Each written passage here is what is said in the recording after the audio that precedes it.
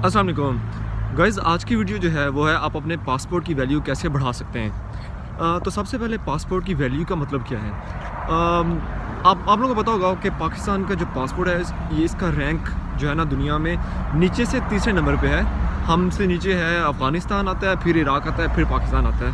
तो हम लोगों के पासपोर्ट की वैल्यू काफ़ी ज़्यादा कम है, जबकि टॉप के ऊपर आता है जापान, फिर आता है कोरिया, सिंगापुर, इन कंट्रीज़। तो ये जो कंट्रीज़ है ना ये दुनिया में 160-165 के करीब जो है ना विदाउट वीज़ा जा सकते हैं। इतने ज़्यादा मुल्कों में विदाउट वीज़ा, जबकि पाकिस्तानियों को वीज़े की ज़रूरत होती है। 163 के करीब मुल्क जो हैं उनमें पाकिस्तानियों को वीज़े की ज़रूरत होती है।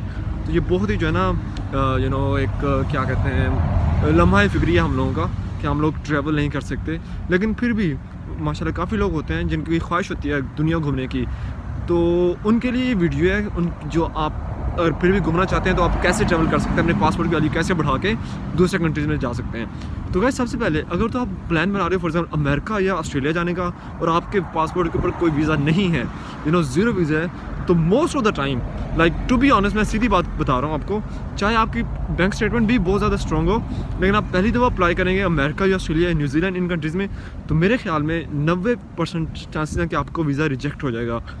इसलिए अगर आप रिजेक्शन से बचना चाह रहे हैं या फिर आप फॉर एग्जांपल जाना चाह रहे हैं कंट्रीज़ लाइक ब्राज़ील या कनाडा, तो इनका वीज़ा लेना ऑफ कोर्स इतना ज़्यादा इजी नहीं है। लेकिन फिर भी अगर आप लोग जाना चाह रहे हैं तो उसका हल ये होता है कि पहले आप छोटे कंट्रीज़ में ट्रैवल करें और उनके वीज़े लेके आप दोबारा बड़े कंट्रीज़ में जाएँ।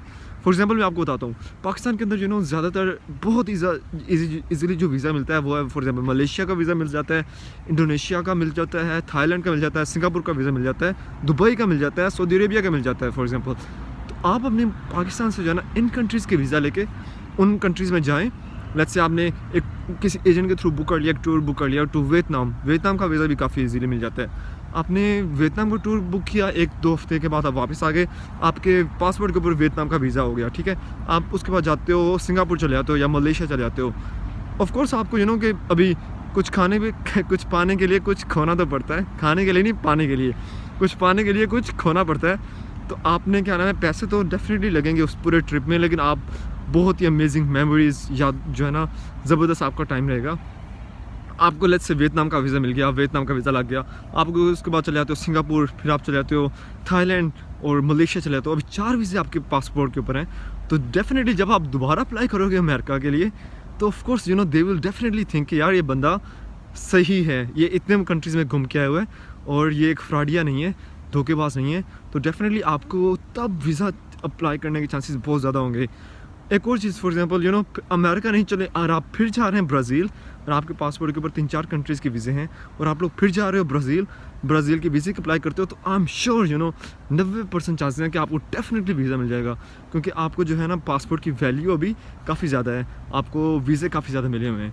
तो ये मेरे ख्याल में बहुत ज़बरदस्त इस तरह है तरीका। आपको इंस्टेड ऑफ किसी एजेंट को आप 10-20 लाख, एक भाई मुझे बता रहे थे कि उन्होंने ना कनाडा का वीज़े के लिए अप्लाई किया था किसी एजेंट के थ्रू और उसको दिए थे 30 लाख रुपया दिया था। यार 30 लाख इज़ बहुत टू मच मनी।